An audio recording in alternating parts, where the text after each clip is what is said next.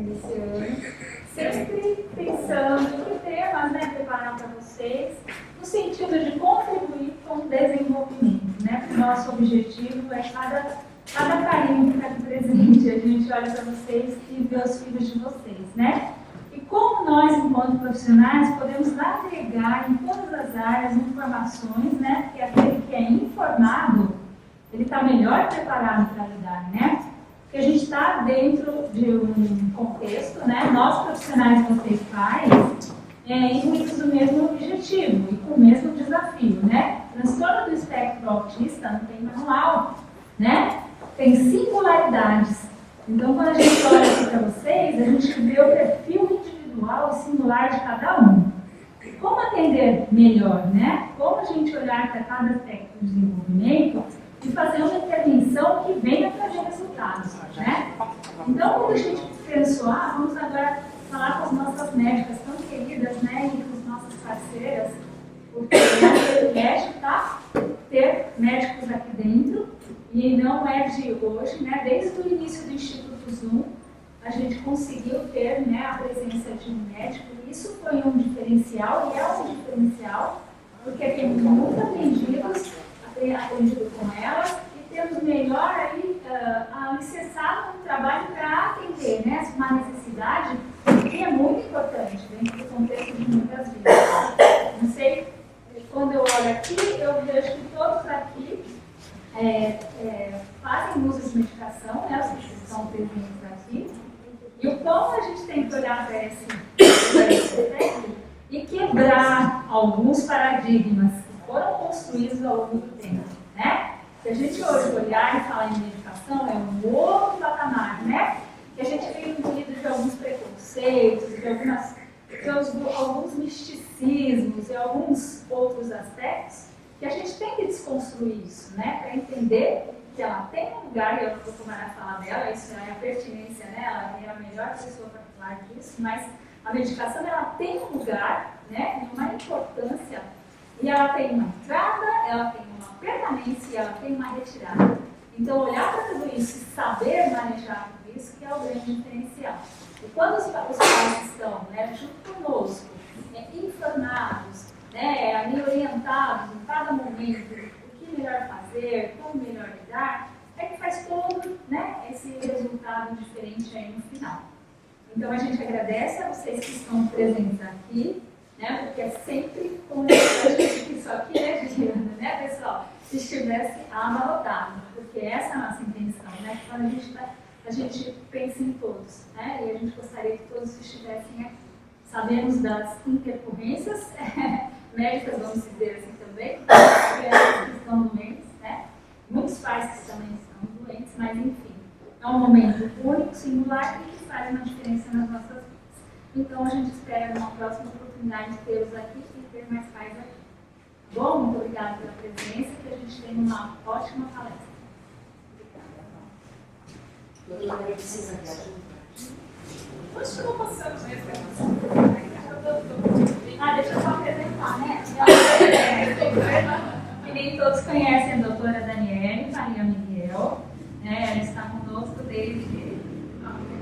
Ela foi agora um pouquinho, ela é psiquiatra infantil e da adolescência.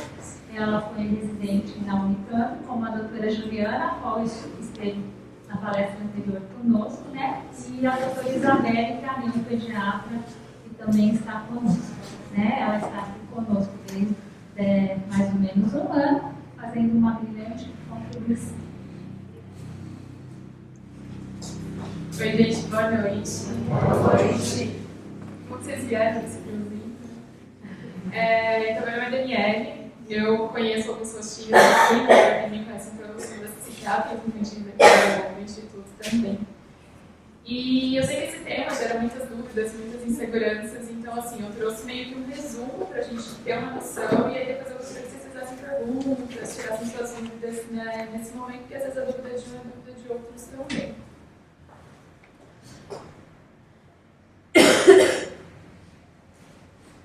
Eu vou começar falando um pouquinho sobre o autismo, que eu acho que a partir do momento que a gente entende um pouquinho os sintomas e o que não é do autismo, a gente consegue entender melhor também a questão dos tratamentos. O transtorno de espectro do autismo, TEA, né, ele é uma condição do neurodesenvolvimento. A gente usa muito esse termo, neurodesenvolvimento, né? E o que é esse neurodesenvolvimento? Neurodesenvolvimento é um quadro, é uma alteração que começa a acontecer lá intraútero. Então, é na parte da formação do sistema nervoso central, tem alguma alteração, alguma coisa diferente que leva a esse quadro. O autismo não é a única condição do neurodesenvolvimento, déficit intelectual também, o TDAH, o transtorno de déficit. Então, assim, essas gêneros são extremamente restritivas, tirar a roupa, se não for uma criança que seja intolerante adulto. E que pode piorar a restrição alimentar, normalmente são crianças que são seletivas. Isso vai ser muito estressante para a família, para o paciente, pode piorar o comportamento. E se não tiver supervisão, a criança pode ficar sem proteína suficiente, pode ficar sem vitamina, redução de cálcio, pode levar fragilidade óssea, pode levar várias outras complicações nutricionais.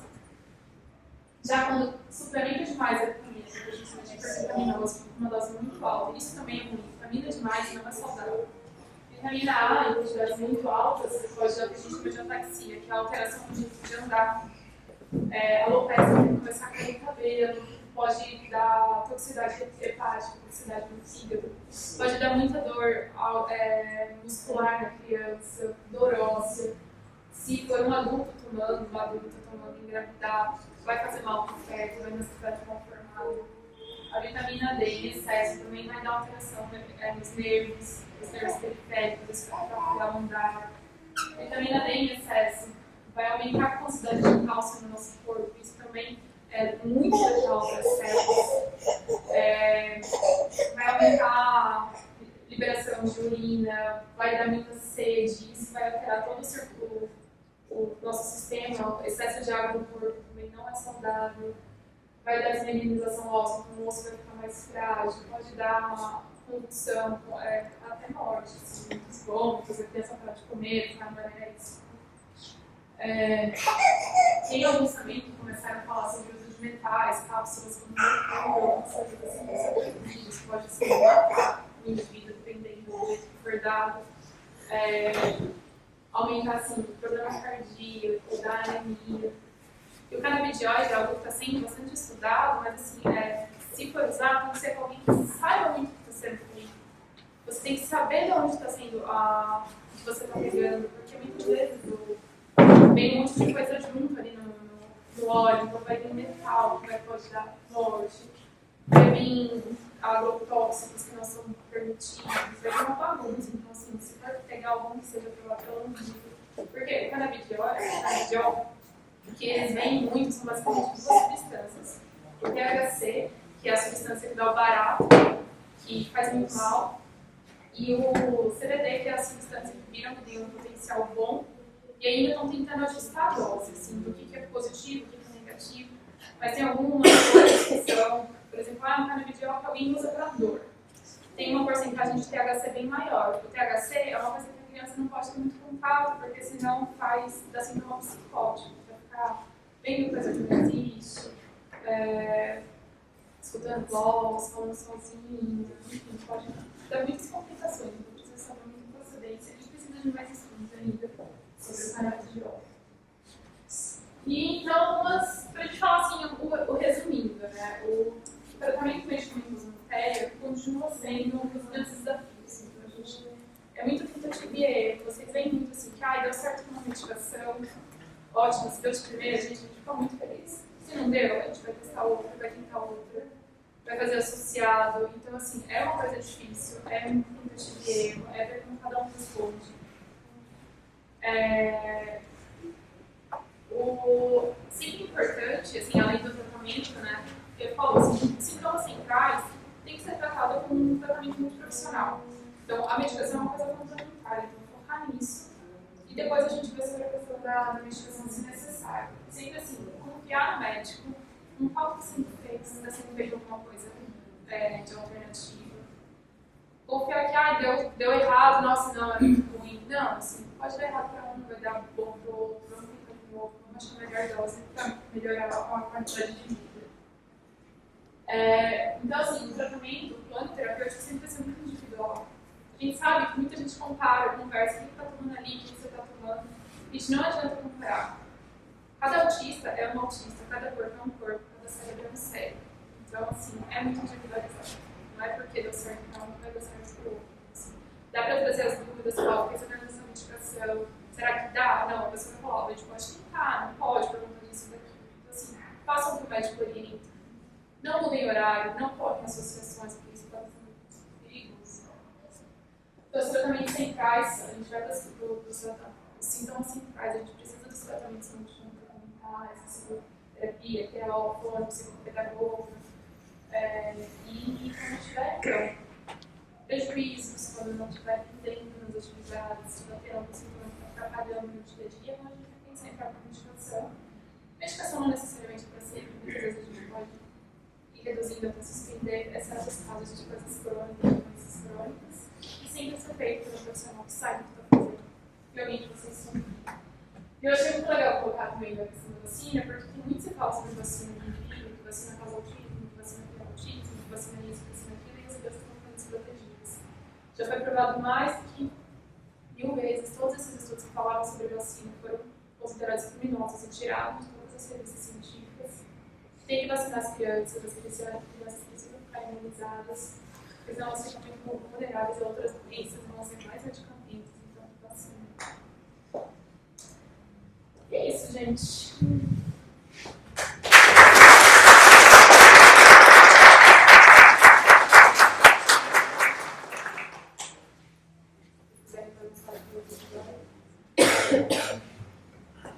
Pessoal, alguém gostaria de fazer uma pergunta para a doutora? Tem alguma dúvida?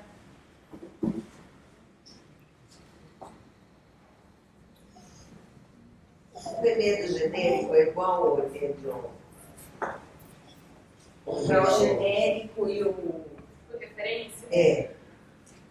Mais ou menos. Assim, o referência sempre é o que tem o maior potencial, que consegue ver muito certinho onde atinge. Assim, o genérico ele tem um intervalo ali que tem que ter alguma ação, mas às vezes não é a mesma ação do referência. Então, muitas vezes, medicação genérica, a gente acaba tendo que usar uma dose um pouquinho maior do que seria o referência.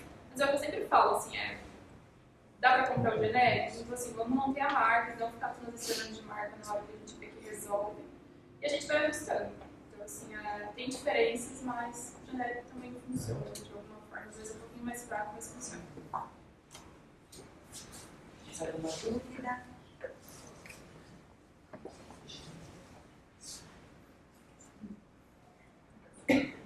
Doutora, acho que seria interessante você falar com relação a respeito do omeprazol, dessa questão, né, das marcas que a gente observa, né?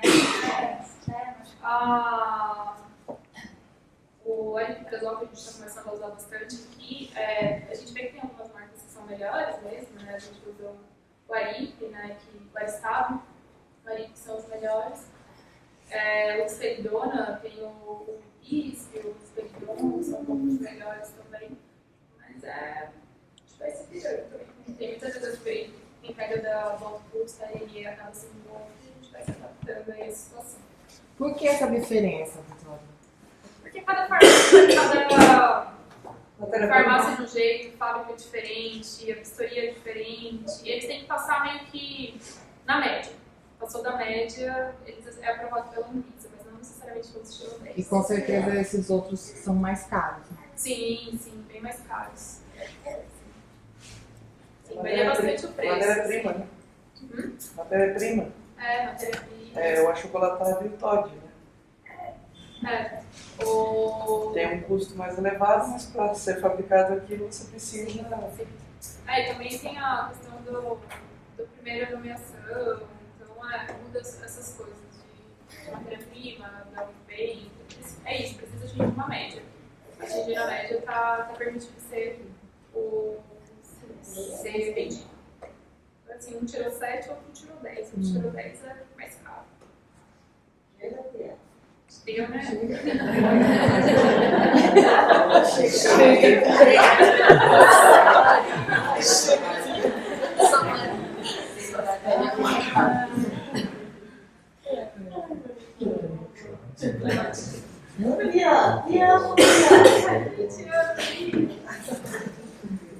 Doutora, e a questão dos manipulados?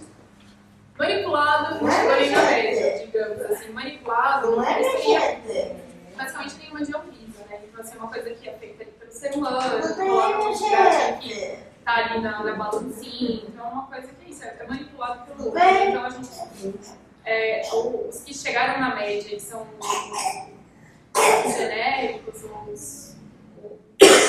eles, pelo menos, têm a aprovação da Anvisa de onde está vindo a matéria. Manipulado, muitas vezes a gente não sabe de onde está vindo nada, então a gente não tem consciência nenhuma do que está ali.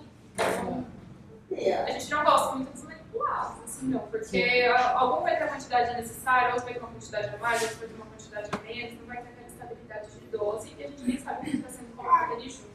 E principalmente esses manipulados que vão 50 mil remédios no mesmo comprimido, a gente vai interagindo, vai virando uma bagunça. Você não sabe se tem farinha, se tem remédio, o que tem, o que não tem. Então, assim, manipulado é muito ruim. É melhor comprar um genérico mais barato do que comprar um manipulado. Aí também não sabe, né, doutora? Se tem algum componente que faz mal, você nem sabe Você o não que sabe o é. que está acontecendo. Por isso que, assim, aqui a gente tem muita... Eu falei assim, entrar com doses baixas, né? Entrar com doses baixas de cada hora um remédio, assim. Porque se der ruim, a gente sabe o que deu ruim. Na hora que você bota um monte de coisa, não, ficou passando mal, vomitou. O que será que foi? Agitou. Nossa, mas será que foi...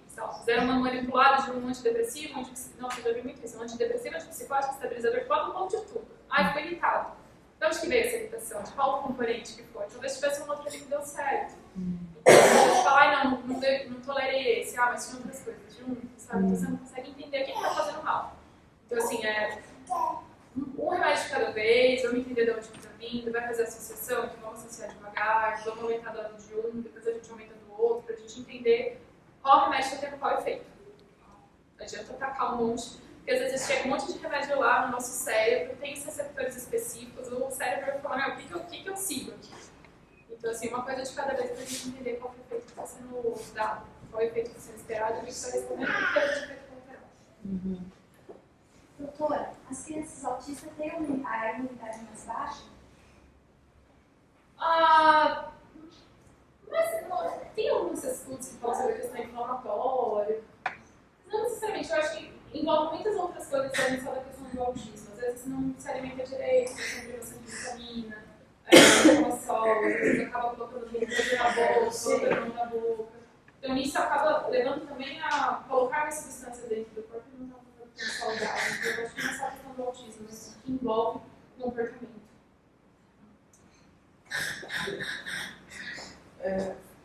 A gente fala muito de crianças, né, com autismo, né?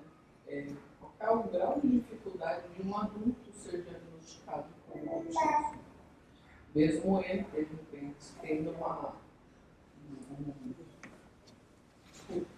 se virando, levando a vida para frente, né, digamos assim. O autismo está sendo muito falado hoje em dia, né? Então eu acho que hoje a gente olha muito para as crianças, por isso que a gente acaba falando muito mais das crianças. Mas aqui a gente tem vários autistas também que estão chegando para o diagnóstico mais tardios. Eu acho que uma grande dificuldade é que são poucos profissionais que sabem avaliar os autistas mais leves, sabem fazer o diagnóstico dos quadros mais leves. A gente acaba com profissionais que falam, você chegou até agora aqui se virando no autista. Só que não. Igual aquilo que eu falei, às vezes os sintomas começam a ficar mais claros na vida adulta porque o que a sociedade está exigindo não é o que aquele indivíduo consegue responder. E aí começa a ter quebra de funcionamento, começa a não dar conta daquilo tudo pra gente. Mas a gente vê muitos autistas que chegaram pra gente fazer diagnóstico, passaram por muitos médicos mesmo, falaram, é ansiedade, é depressão,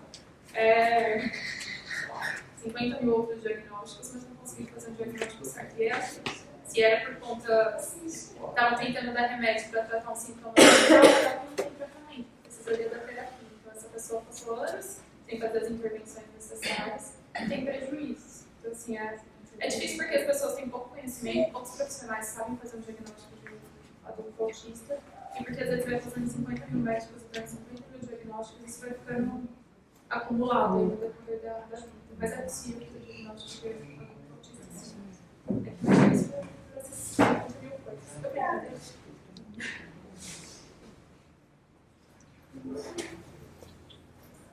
Mais alguma dúvida?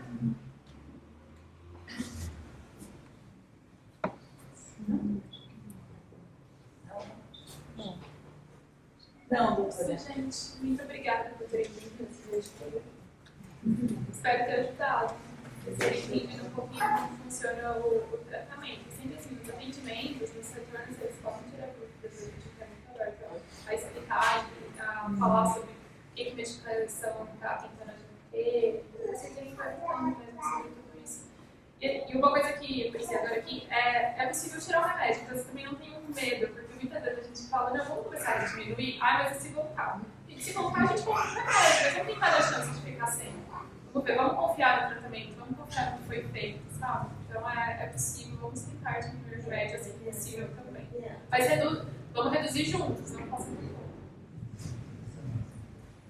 Doutora, se a criança ela fica muitos anos tomando remédio, aí chega